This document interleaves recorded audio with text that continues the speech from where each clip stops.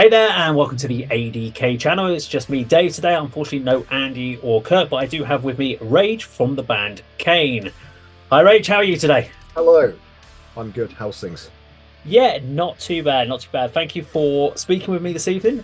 We kind of know each other a little bit. We played a show together back in It was a couple, 2012 in a couple pub of. in Streatham. I think you came up to Colchester as well. I may have been there. I did see you. I saw you about actually just over a year ago at Club 85 when you Yeah, played with Planet Fatale. yeah, I remember that. That was a blinding show. That was a really, really good performance.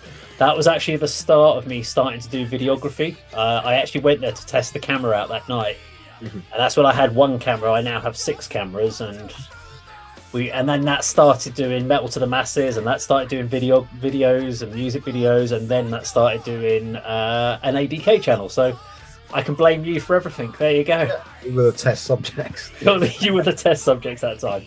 Um, Obviously, I want to go through a little bit of detail about the band, talk about what's coming up. You've got some tours to talk about, and some of the gigs you've got to talk about. But before we get to any of that, I want to talk about the formation of the band, because the band's been going since 2009, Yep. I believe. Yeah, exactly. Yeah. So I'm really interested about how the initial band kind of came together with the original lineup that you had, and also, very importantly to me, the band name Kaine. Where did it come from? Why did you pick Kaine? Okay. That's always a great story. Well, usually it's a great story. Sometimes it's just like we just picked that name out of a diary. There you go, that'll do. But over to you. Okay. 2009. So we're going back a while. I was still in my 20s when this was going on. Basically, at the time, and I'm sure you remember the type of scene it was going back in the 2000s to the late 2000s. It was a lot of metalcore stuff. So new metal had phased out completely, and metalcore and deathcore had kind of become the staple of all the venues, all the scenes, and there wasn't a whole lot of classic rock or classic metal. There was none basically. So I and a couple of other people were like, well, we can do our own band, more in the vein of saying Iron Maiden or Metallica or Right. Judas Priest, rather than have the same, because we were going to the gigs and we were just getting the same old, the stuff you get. I don't know what you mean, but a load of emo looking kids playing the same screaming music, and it weren't good a lot of the time. It was quite Sure. bad, Yeah, I and remember it. it was driving people away. It was driving people out of the venues. People were sick of it, and everyone was copying what they call the Black Veil Brides, and there was asking Alexandria, all that was being completely. Whitechapel's another one. They're all being completely copied and ripped off badly, and it was band after band after band. So that was kind of what was happening with the whole scene. So we were like, okay, well let's see what we can put together. And I started with a number of other bands that just didn't go anywhere. The singer wouldn't turn up. I had one drummer who turned up to rehearsal having been beaten the shit out of by his drug dealer beforehand. All the classic stories of All like the stories. Yeah. went through X amount of bands and people, and eventually I met a guitar player by the name of Elliot Jackson, and we started writing the music that would become Kaine at that point. And it was very much in the sort of style of Iron Maiden, the new wave British heavy metal type of music, as opposed to the more sort of extreme metal side of things. And that's just where we kind of started. Eventually we found Dan Mailer, who was in the band for 6 years, I think. And then it really started to come together at that point. And so we started putting together the 4 or 5 tracks that were on the first EP, and then maybe 6 or 7 tracks ended up on the first album with that trio. And then we had a drummer join us called Josh Morton, who's played in a number of other bands such as Dismanibus, Forged in Black, tons. And Dan's been in Elimination, Gabriel, Demona. He's currently in Blunt Knees. So they've all played in various bands since being in Kaine. And so we got together as that 4 and just basically hammered out an album in starting off in Elliot's shed originally, but I think his parents got fed up with the noise, and then we were off into recording studio, not rehearsal studios, and then that's just going from there. So that was the very start of the band, and the scene was completely different, and we were novices to it really. We've been in bands before, but none of them have got past the sort of rehearsal or maybe 1 or 2 gig stages before it collapsed. And some of even got that far, people just were very flaky and probably still are. So it evolved from there, and Elliot left us after about a year and a bit. He didn't want to do it anymore. And then we got another guitar player in called Oren Fairhead, and he kind of was in the band a year, started recording the album with him. It didn't work out. He wasn't really into it. And then when Anthony came in, who ended up on the first album, that's when we started to really progress, because we were able to record that first album and actually get out and gig to a level where we weren't bad. It was much more cohesive, and that's kind of the origins of what people knew as Kaine. Obviously, Chris then replaced Josh on drums because he wanted to do other things, and people knew that lineup. Myself, Dan, Anthony, and Chris, which is the one you would have played with, became what people knew Kaine as for the most part back in 2012, 2013. Yeah, maybe right. Yeah. So that's really the nucleus of it, and obviously we've had various lineups since, up until the current one, which formed, 5 years coming up. Yeah. And the band name, where did that come Oh, from? I forget, I've rambled on so much. So it's all right. I'll keep you on track. The band name is so basically it's a Gaelic name, an Irish Gaelic name, and it's sort of a corruption of the Kaine from the Bible. It's the first person to have committed murder in the sort of Abrahamic religions, and so we spelled it the Gaelic way to sort of give it that connection with sort of Celtic culture, the British Isles, which fed into that new wave of British heavy metal thing. And of course, the idea of being named after the first person in recorded history, if you believe it or not, to have committed murder against his own brother. It's a cool thing for metal. I thought so. That's literally where it came from. It was just like that. At least it's a good origin story. There have been many a time when I've asked someone about it, and they're like, "We just picked this name because that's near where we live, and we thought that'll do." You're like, "Yeah, okay, fair enough." But you kind of maybe work a better story for next time you talk about it. Yeah, so, yeah. It's a good idea. So when you started playing, obviously you were talking about the metalcore, deathcore scene, etc. But obviously there's many different types of metal that you could have gone down the route of. Now you went down the route of the new wave of British heavy metal. I don't know how many news you just keep adding to the front of it. And obviously I remember every time that, especially on the first couple of albums or releases that you did, it was always like Iron Maiden references.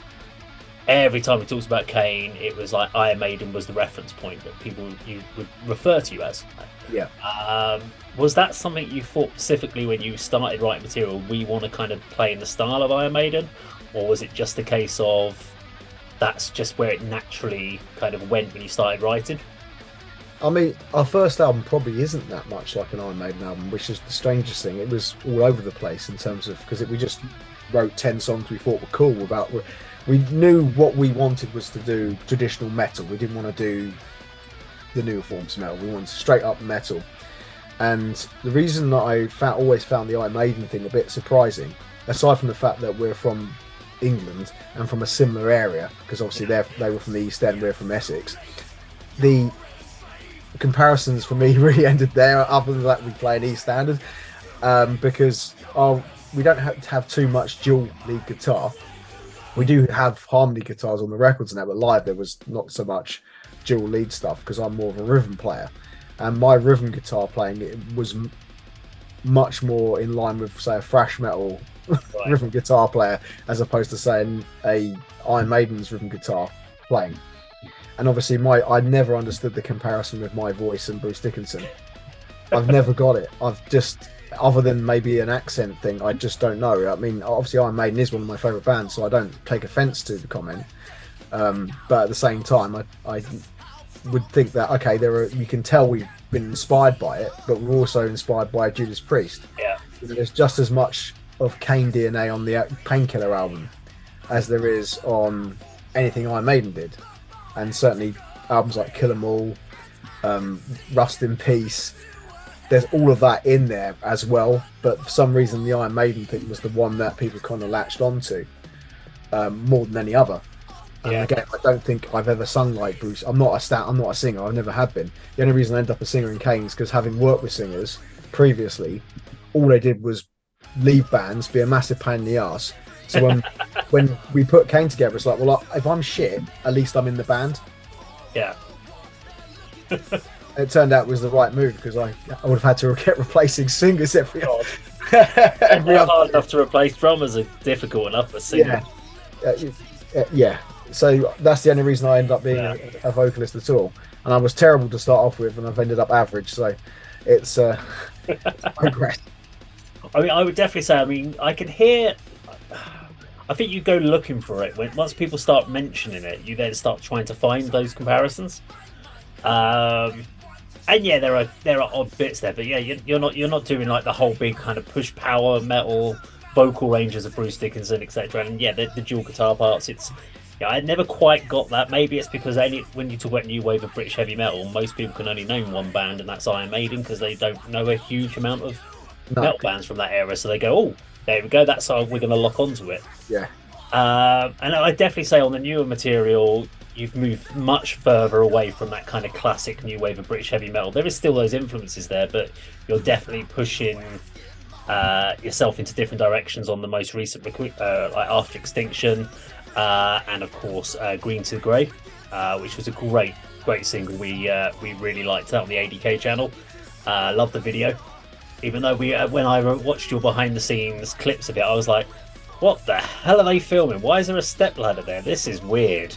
Yeah. Why is there only a little snippet of a green screen? I'm like, this isn't going to work. And then I saw it and I was like, hands up. I went, yeah, that actually works really well. I had to big props to the guys for doing it. I'd like to say I had any involvement in how that was set up, but in terms of video, I hate being filmed. I hate being photographed as well, funny enough. Absolutely hate it. I know that sounds weird for somebody who's on stage. I can play on stage. I don't mind people looking at me in a crowd, but then being video, I just it's not my thing. So the guy who Gallowwood Media Talent, he just whatever. Just do what you want. This is not my field of expertise. Yeah. It was just like, I'll work with it. It's great. I mean, I really liked in the fact that you kind of went down. You're obviously talking about the environmental impact of concrete or green grass areas being paved over. There's almost an element of social commentary about that as well. There's slight political undertones, and it's quite different from a lot of the other, on the surface, what you talk about in a lot of the other tracks, because a lot of the other tracks that you hear on previous albums seem to be more, at least in song title wise, about more fantasy based, because they don't feel like they're as grounded in topical debates. Now, is this something that you're trying to focus more on, about with new recordings, new tracks that you're working on, trying to keep it more something that people can, I guess, topics they can latch onto, grounded? It depends on the album. There were some sort of fantastical ideas, it's the best way to put it, on previous albums, like the album The Waystone. Yeah. I mean, there was The Iron Lady is about the 1980s. And right. That's about, obviously it's a reference to Margaret Thatcher, but it's also a reference to the Berlin Wall coming down. So that's just talking about like a pivot point in history where everything just changed. So that was the point of that song. And there was the song The Waystone is actually about the idea that Jesus Christ came to Great Britain to study under the Druids in that period where he went missing, and he was anointed by the Druids as the next king. This is a true legend that it's true. There's nothing that's true about a legend, but the legend was he came. That's what the song Jerusalem's about. It's about Jesus coming to Britain and being anointed by the ancient Celtic Druids as the next true king of mankind and the chosen one. And then he returns to Israel to make the sacrifice, and then we know the rest of that story. So that's what the Waystone's about. So you go, the Waystone is sort of Stonehenge. That's what that's all about. So okay. Yeah, so that album had a lot of that type of stuff on it. The follow-up, A Crisis of Faith, was more personal. All the songs were about, ironically, having a shit life, and I didn't know, having written that immediately afterwards everyone would leave the band, and it was like a self-fulfilling prophecy about the worst thing happening, and it all happened all at once. It did. I actually remember that at the time, because I remember the album coming out. So I got the album, And I remember posts going on Facebook going, you were like, yeah, album's going to come out. This is going to be brilliant. This is going to be huge. We're going to get really behind this. We're going to get tours off of it. And then it was like, announcement, band members all leaving. And I was like, I remember feeling for you at that moment going, bloody hell, what happened? Yeah. I think a lot of people were just kind of like, they've just released an album. Why did everyone just suddenly leave? Yeah, it was a situation that, and it's nothing personal. I'm still friends with the 3 other guys who are in that lineup. It's nothing personal, but they had problems in their personal lives, and they couldn't commit to doing the band. Chris, who was the drummer, he at the time was looking to do audio work. Yeah. So he couldn't be in Kaine and do live sound because obviously the dates constantly clashed. It wasn't working for him, and obviously he needed to make money. So he was like, I can't continue to do this. The bassist at the time, Steve-O, had always played in bands with Chris, so his preference was to play with Chris. And once Chris left, he was like, I'll stay, but I'd rather play in that lineup as it was. Yeah. Just his personal preference. And then Saxon at the time was going to go to the United States to get married, which didn't happen in the end, but that's what his plan was. So Saxon said, look, I'm not going to be around, so I'll continue on until you find somebody else. And so I called Steve-O up and said, Saxon is leaving as well, so you're free to go basically as well. Okay. Because it would be unfair, and if you're not happy anyway, making it's just, it's like if you just point dragging someone along, aren't you, at that point? It would just be and they did stay for as long as they had to while we sorted ourselves out. Liam, who came in on drums, I'd known for a number of years. He played in other local bands, so I'd already spoke to him as it was coming to that point because I knew it was going to happen. And I said, basically, listen to the new album, learn the stuff, and then I'll probably be in touch. And then a short while later, I called him up and said, he's still available, and he's like, yeah. So that week, I think he came and rehearsed with myself, Saxon, and Steve-O. And then when it was formally announced that they would leave, Toby, who's the current guitar player, just dropped me a line that very morning saying, look, I know some of the material, I like your stuff, I'm looking to join a band, I'm happy to try out. So I was like, fine, can you do Saturday? And he was like, absolutely. So we went and saw him on the Saturday, played with him, and he was perfect. Like, he'd learned the stuff. Obviously, right, it wasn't note for note perfect as you would expect from somebody who learned it on, I think he contacted me on Thursday and this was Saturday. So it was like, bloody hell, he can. And he'd sent me stuff that he played on anyway, so I was like, okay, this guy can play and he's able to learn material that quickly. Well, this is just inspired by the heavens. You don't get that lucky normally. And at the end of the session, I was like, do you know anyone who can play bass? He's like, well, yeah, my mate Isaac can play bass. He plays in another band with me at the moment. Well, can he come next Saturday? Oh, probably. So we drop him a line. Yeah, I can come Saturday next week or whatever. He does. Comes along. Exactly the same thing. Yeah, I'll join the band. So it was 2 weeks and we had a complete lineup, which I'm pretty sure is a world record for a reformation. I think we were all a little bit shocked. I remember commentary when you announced it, you were like, hang on, 2 weeks ago you'd gone from releasing an album to being back on your own and now with a whole new lineup in the space of a month. How the hell did you do that? Yeah, and then we gigged as well. Yeah. We were gigging. We didn't miss a single show. No. We just carried on. We were writing. Crazy. We were writing. I think people were just waiting for okay, well, how long's this going to last? And it's been 5 years, and we're like, bloody hell, it's lasted, and people seem happy. We've got the new material. And one of the things I noticed over this period is, I don't know how long it's been now, but your Patreon. So your Patreon's been going for maybe since almost about 5 years, 6 years? Probably less than that. I think lockdown sort of time when we first came up with it. Okay. Because at the time there was no sales or anything to support the band, so it was one way of kind of maybe just pre-lockdown. I don't know. Yeah, maybe it's. Do you know what? It's been so long. It maybe 2019, 2020, maybe. Yeah, maybe. I know I signed up pretty early on into your Patreon, but it's been going for a fair old time compared to I don't know any other sort of unsigned local bands that are actually utilising Patreon to help fund that element, because it is such an important. You don't make any real money off of things like streaming services. Mm-hmm. They pretty much killed any sort of chance you have of actually making anything. And it's an interesting element of. I won't ask you how much money you make on Patreon. That's not fair to start asking people. But I mean, I think it's publicly available. I think it tells you when you click on it. I want to say it's like $400 a month. Right. Okay. So 360 quid, maybe.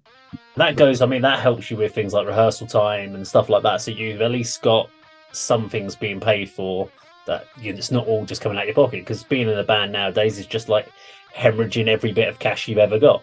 Yep. With very little coming in from gigs, merchandise, all those little financial trends that you used to get at the early 2000s that you could make money on. That's all gone. That's CDs, if you're lucky. Although we are seeing a trend that people are still now actually wanting physical merch, and they do want physical CDs. But I am seeing, apart from yourselves, very few bands are actually releasing albums or physical CDs at all now. Almost every band I've spoken to this year, they're all just planning to release singles. And doing every 2 months, drop a new single, drop a new single, drop a new single, and do it via streaming, which I find personally a very odd thing. I still am an album person. I feel like you want a body of work. Yep. I want to buy a CD. I want to commit to that band, give money back to the band. I mean, what's your thoughts around obviously things like streaming? What do you feel as a musician, as a band that's trying to obviously work within that industry? Pros and cons of streaming services. Well, it pays little to nothing. The way I view it is a compliment. So we're still going to release CDs and vinyl when we can afford to, and we've changed our process of making the CDs, so they're now industry standard. Before they weren't. They were done cheaply, now they're done expensively. But we feel having a nicer case, a better quality CD, a booklet, even though it's more expensive to produce and sell, if you're going to be a collector, you're going to be more interested in having a quality piece rather than just a jewel case with a basic copied CD on it and a cover.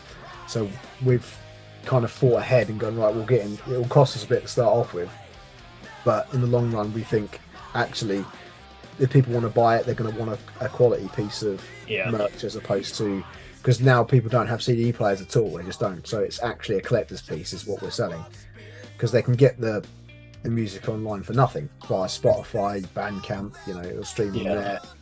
So I'm not wholly against streaming, because I accept that when you've got 1 million bands in the world and Spotify charges $9.99 a month, I don't know what the other ones charge. If you divide that $9.99 amongst all those bands, it's nothing. It's worth nothing. It's fractions of a penny, isn't it? Yeah, and so it's just people. I know people will listen to it. Our Spotify listeners aren't, we maybe get 200 a month, so it's not a big thing for us at all. But that's 200 people a month who are listening to our stuff, who probably have bought the CD, and it's just a convenient way of them listening to it, because they can't drag a CD to work with them, or on the bus or on the train, or some put them in cars still. Very few cars actually have CD players anymore, but they can put it on Spotify or Apple or Amazon or whatever, and they have access to it. So it's ease of access, and there'll be people who maybe can't afford a CD who have access to the music, and that's not something new, because previous generations would have just got it off of LimeWire or iMesh, or that's how those. they did. They used to just, most of it was viruses and pornography, but when you were lucky to get the actual thing you wanted, there could be a song on there, so I never actually used it for music. I used to use it for, I'm a wrestling fan, so I used to get the wrestling shows that they never put out in the UK at the time. Now you can get them all on the internet, so it doesn't matter, but back then you had no chance if it wasn't on television. So I had to go into iMesh to then dig out the latest show from people would upload them onto it, and it would take 3 days to get a 2-hour wrestling show onto my computer. So that's how. But the worst thing about those, I used to use LimeWire, and it's like you'd put an album and you'd basically start downloading it, and it would be like right, that person's got 86% of it. No, they've only got that, so it'll drop to the next person. And you'd end up finding that everyone had like 98% of the album, but no one actually had the whole thing. Yeah. And you just sit there forever waiting for that one person that's got the full album to go online, and then everyone would get that final 2%. It's crazy, isn't it?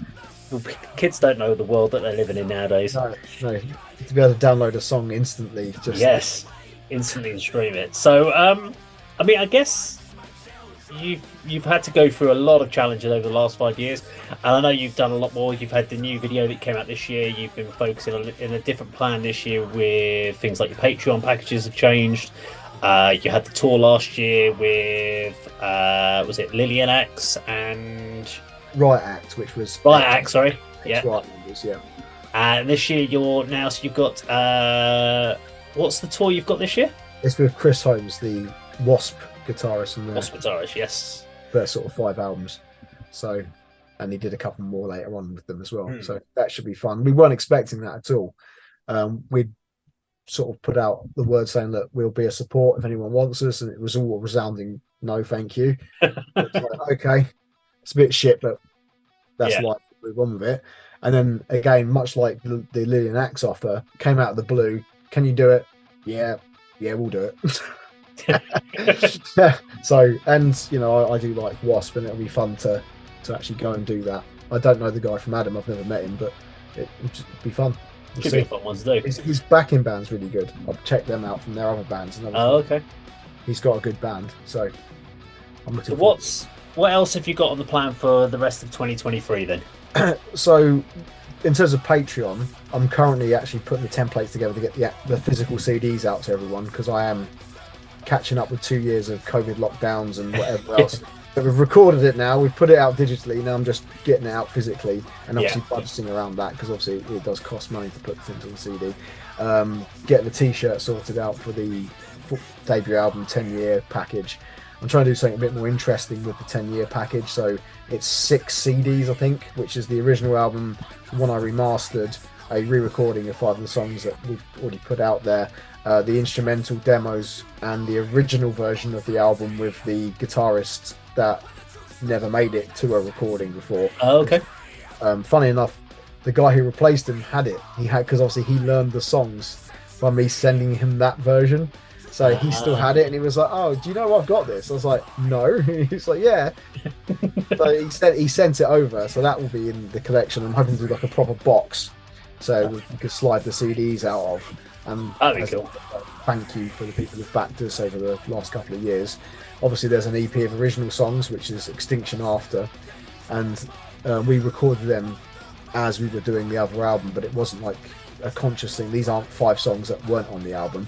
We just rehearsed 5 new songs at the time and came up with those 5 in rehearsal. One is the song On Repeat is not a serious song, although I've had gig offers for that one song, because for a random reason, for a week on Spotify, it hit all the mainstream algorithms and ended up in all these playlists.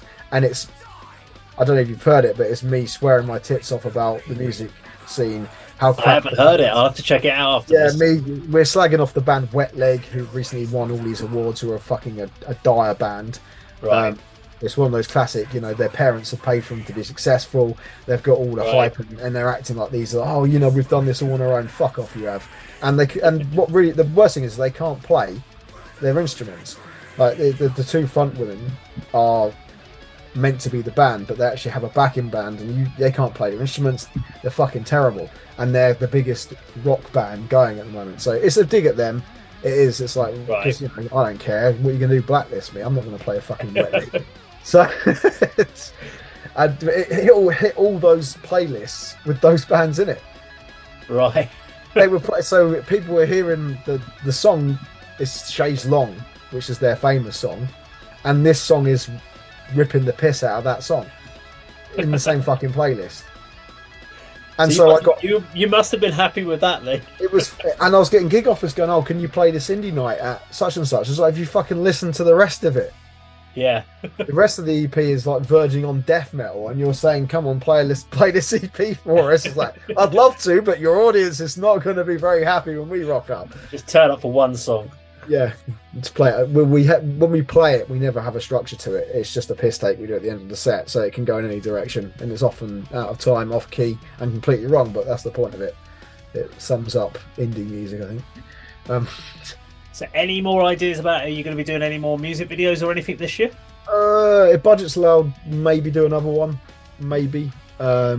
But we'll see. The recent one was quite successful. I did a Google ads campaign and a Facebook ads campaign, and it's got 44,000 views, which is pretty good. Although they're like 2 minutes long, it's still better than the kick up the arse. Yeah. So, and it has, because at the start it's like, I've heard it was views, but there's not much traction in terms of sales. But in recent weeks, it's started to, because I've got like a long campaign built in, rather than, because the initial one's like just get a shitload of engagement, because we are playing the algorithm game, get a shitload of engagement, and then do a long campaign, which is more expensive in the long run, but cheaper in the short run. And residual sales are starting to trickle through on the CDs and stuff as a result of doing it that way. So if that proves to be successful, then we might do a couple more for that album, maybe the EP as well, just to keep things fresh. So that's kind Excellent. of. Well, fingers crossed that this year is going to be a very successful year for Kaine. Lots of gigs, hopefully lots more music. You've got lots of big plans for the box set, so we're looking forward to those. And all I can say is just a big thank you for speaking to me today, and hopefully people are going to go now and check out more music by Kaine. Yeah, please do. And so we've got CDs. We've got one vinyl. That costs the earth to produce. Yeah, they do, don't they? I'm still sleeping on most of the boxes of them, so there's plenty to go around. But that's a good piece of merch. We got a new T-shirt that's to fund the tour, which seems to be quite popular. That sold pretty well so far. So it's all good. Thank you very much for having me. No problem. Thank you very much for being here. Take care.